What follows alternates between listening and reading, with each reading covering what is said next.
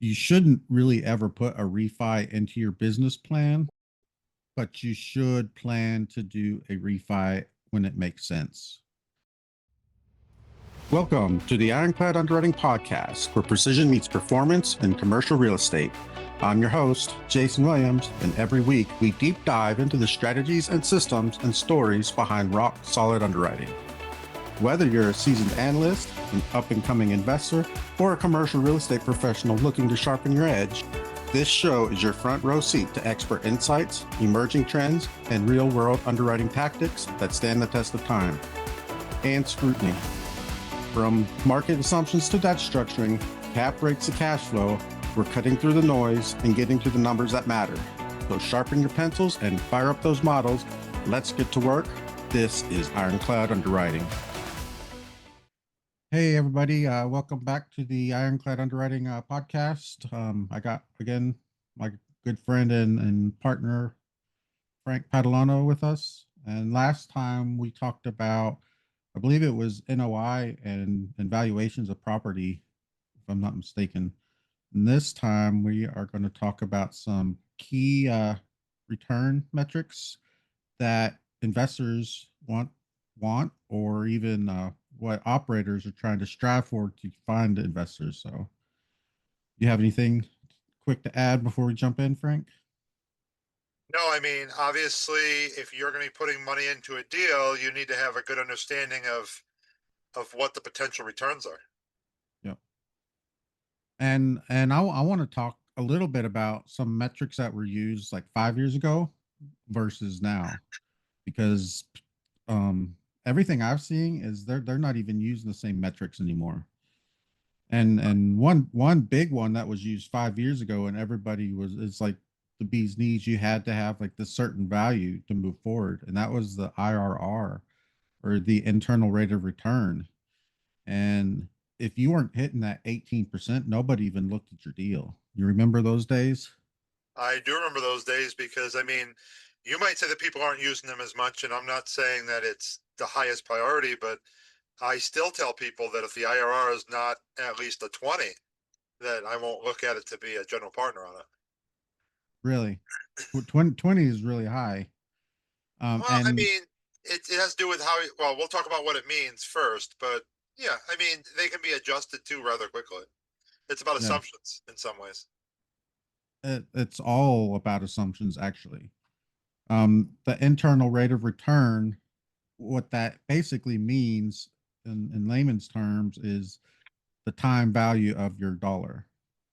So as your money is held up in a deal, say your deal is going to be like 5 years, and you have an IRR of 18 to 20%. If you're even in that deal longer, everything else is the same. Cash flows the same. It sells the same, but you're in it for 6 years instead of five. Your IRR is going to start dropping just because of the time value of money. And there's a big convoluted equation where you and actually I get in deeper into it in my course if you're interested in expanding your knowledge that way. But for most people, it's not really a concern. And the thing with IRR also is you don't even really know what it is until after you sell. Yeah, Like, that's the biggest problem with it. and so if you're predicting an IRR 5 years before you sell it, then you are assuming an exit cap rate, which we discussed last time, which may or may not be accurate, probably not accurate. And so, I mean, the IRR is really just a made up number trying to entice investors. But like I said, 5 years ago, people wanted to see 18 to 21% IRR, and they wouldn't even look forward. My deals that I predicted all had like about a 16% IRR. And I guess Frank went against his better judgment and joined the GP team on those since they weren't 18. But Well, the way I'll say that is that just like everything else, the IRR is one number in the equation, and obviously it doesn't factor in partnerships. I mean, obviously we do deals more for the team first, who you're working with. Um, I think that is a good way to explain it. It's not just about the math. Yeah. So that's one key metric that, and like I said, I don't even really see the IRR advertised anymore. What I see mostly now is the AAR, or the cash on cash. And the AAR is your average annualized return. And so suppose you are doubling your money in 5 years, your average annualized return over 5 years is going to be basically 20%, because it's 20% for 5 years. That's going to be 20 times five is 100%. So that's how you double your money. One thing that AAR does is, what it'll do is it'll take your capital events, which could be like a refi or a sale, and uses those big old lump sums as part of like your metric. So that's how you can get like the double. So like in year 3, if you refinance and you get 40% of your money back, even though that 40% is not coming from cash flow, it is coming from the property, and the AAR will use that. And then again, you're going to cash flow for a couple more years, and then you're going to sell in, say, year 5, and then that's when you make the rest of your money back, where you end up doubling your whole investment. So Where the overall, I do agree, and I think AAR is a better way to look at it.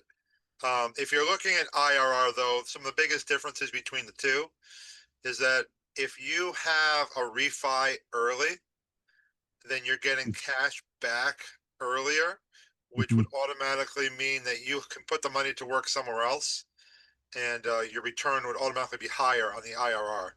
So, for Right. example, we just did a 68 unit refi in Massachusetts, and originally we are going to refi at 2 years. We ended up getting the full refi done at the end of year 1.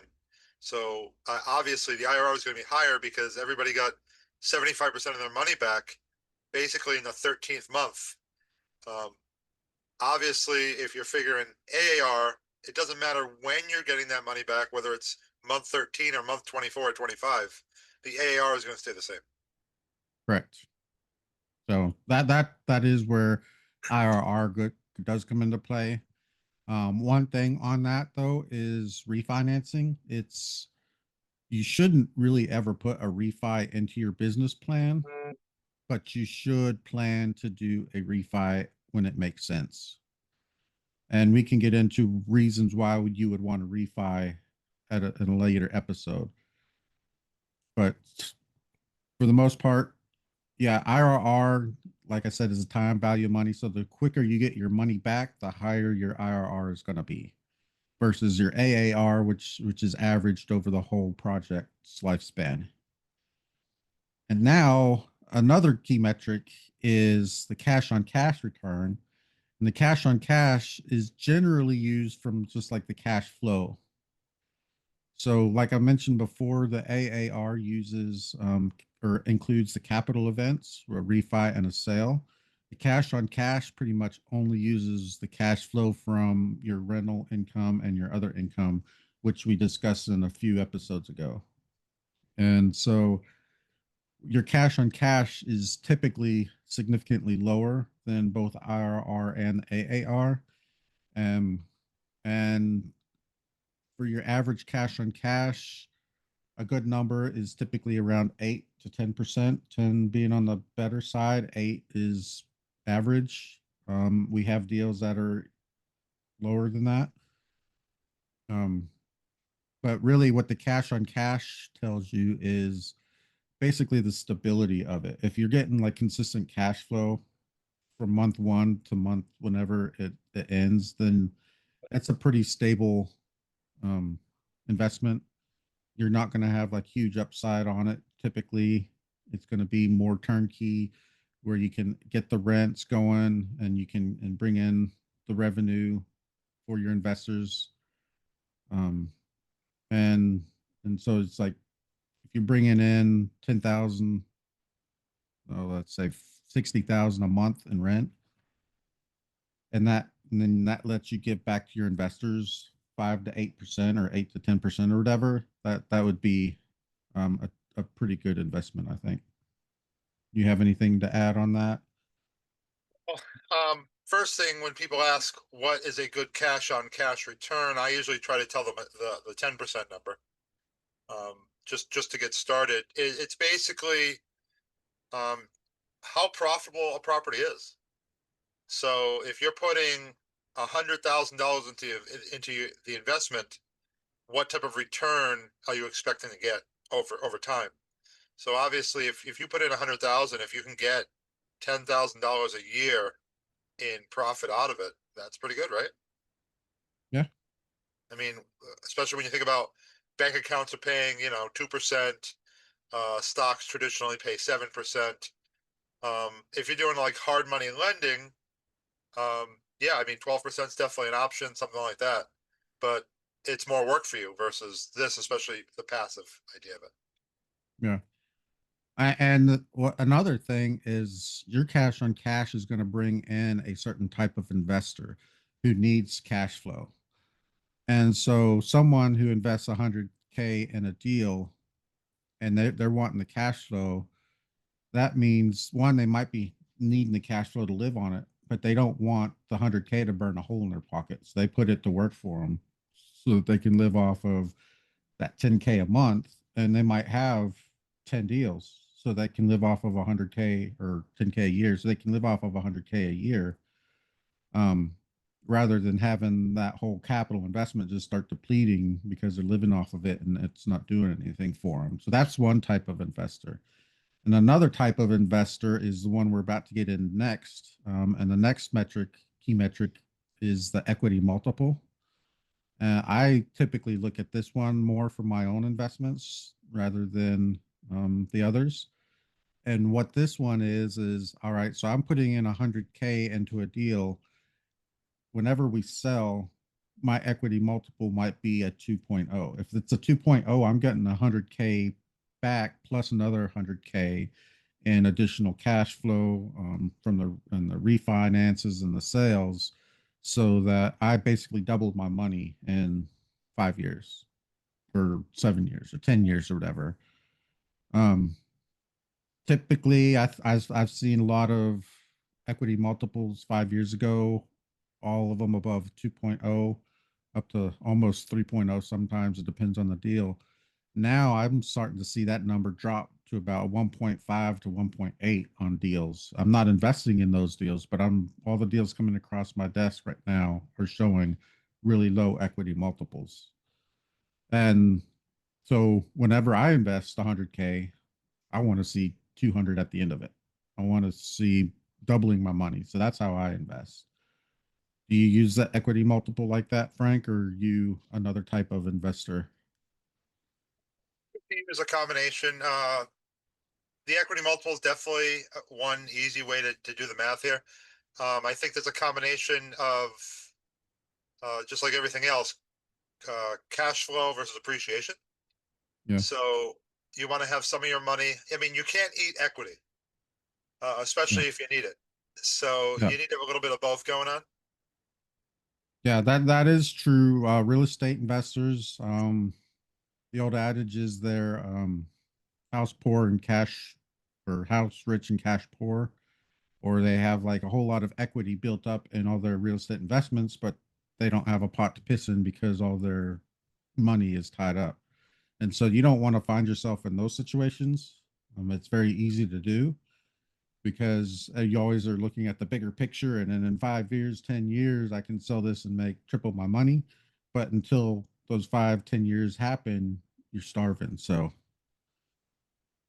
and if you're an operator, you need to figure out what kind of investor you have for investors.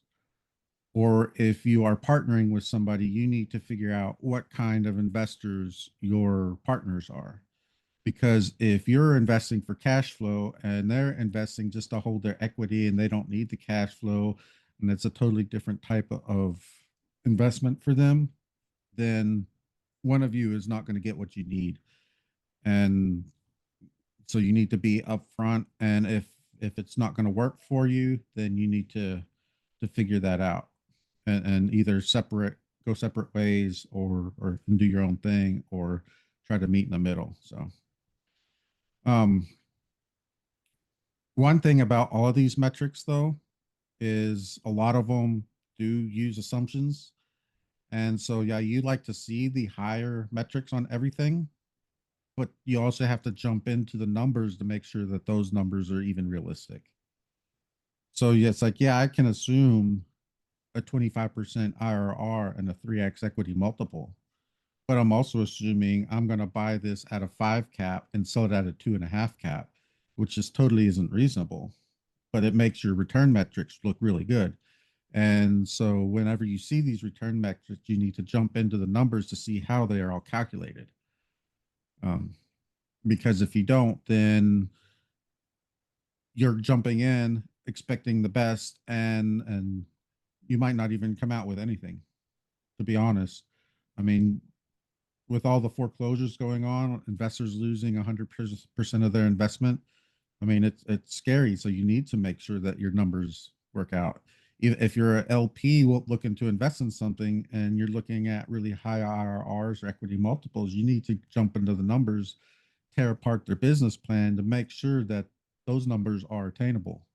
Because I mean, you can put anything on paper, and if it's not attainable, it doesn't really matter. Yeah, I mean, to go with that, if you're looking at a traditional value add multifamily opportunity and you're seeing a 40 IRR, that's a red flag. So Uh, there have to be something really special going on, and that's not the average deal. And you're definitely not going to see that in a deal that a broker's involved. yeah, You know, I have seen deals. Self storage could sometimes get higher returns yeah. than multifamily. RV parks sometimes actually do get into the 30 and 40% IRRs. Like I said, that's what I was saying. Traditional value add Yeah, multifamily. But I know I agree. I mean, building homes, boutique hotels. There's a lot of ways and stuff. yeah. So, and what I'm just getting at with like those numbers that are like abnormally high, I know operators who have to drop them down because they keep scaring away investors because it sounds too good to be true. Yep, we I did that on a one of my first deals, Yeah, and it's hopefully going to work out because right now we're selling it, and we're probably just going to make the returns that we promised the investors, but the market's changed. yeah. And I want to say something. You just mentioned as a faux pas is never promise your investors anything. You can give projections, but you can't promise them. Promises lead to bad things. Absolutely, You you can you can just like the word project. guarantees. There's no Yeah, guarantees in this business. you can project and you can work your hardest to make those numbers work, but I always make sure not to promise anything. So Yeah, so definitely. well, this isn't really a return metric, but one metric I know a lot of investors look for is a preferred return. And a preferred return would be all right, so the GP team is not getting paid until the LPs get a certain amount of return upfront. So this could be like 7 or 8% preferred return. And then after that, then that goes into the whole different waterfall structures, which we'll get into at a later one as well. But like I said, investors, you look for a preferred return. That pretty much almost guarantees you that you're going to at least make that before the GP team makes anything. So that, and the GP team does want to make money, so Absolutely. they're gonna work their hardest to That's get the you whole your point. return. That's the whole reason why they're actively working and managing this deal to make money for everybody. Yep. But back to the preferred return. Yes, that's a big change in the last 5 or 6 years. The preferred return early, in 2018, 19, 20, like we said before, it wasn't a promise, it wasn't a guarantee, but it was pretty expected that people were going to get something like that monthly or quarterly, with quarterly Mhm. being the standard. Now, on most deals, we're telling people, yeah, that the preferred return might be caught up before people get paid. That's like if the deal makes money, that's where the money would go first. Would Yeah. be the LPs getting a preferred return. Yeah. And when we jump into the waterfalls in a later episode, we'll get into the whole compounding and cumulative. And You can have four situations. You can have non-cumulative, non-compounding, cumulative, non-compounding, non-cumulative compounding, and cumulative compounding. I think I got all four of those. But we'll get into all of those at a later date. But these are the main four key metrics that I report to my investors, and these are the ones that they typically ask for. If y'all have any other key metrics, drop them in the comments, and we'll bring it up at a later date. I don't think I have anything else on return metrics. Do you, Frank? No, it's pretty basic, but most people should have a decent understanding, we'll say, of 3 out of 4. Yep.